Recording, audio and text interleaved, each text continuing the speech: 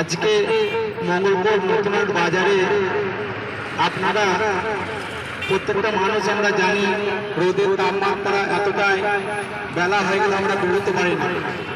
আমরা একটা জিনিস চিন্তা করি না কি ভাবি না যে অবলা প্রাণী কত রাস্তায় থাকে, জলাশয় বেড়ে রাস্তা ধারে জল থাকে না, কিন্তু অবলা প্রাণী জলের জন্য এমন জায়গায় জল খেতে যায় ড্রেনের মধ্যে পড়ে যায়, সে পদক্ষেপটা উঠতে পারে না, কিন্তু এখানে কিছুদিন পর প্রাণীটা মারা যায়।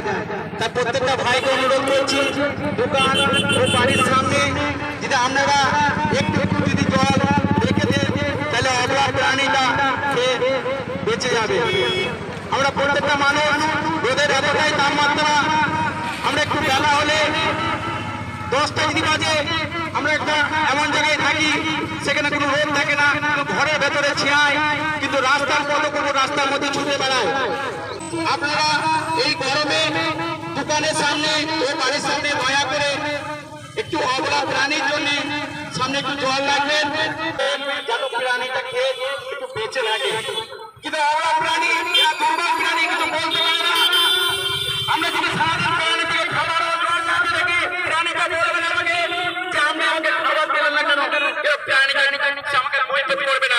কিন্তু আমাদের বাড়িতে যদি একটা গরু ছাগল হাঁস মুরগি থাকে আমরা 3 বেলা থেকে খাবার দিই, কিন্তু রাস্তার পথে পথে আমরা খাবার দিই না।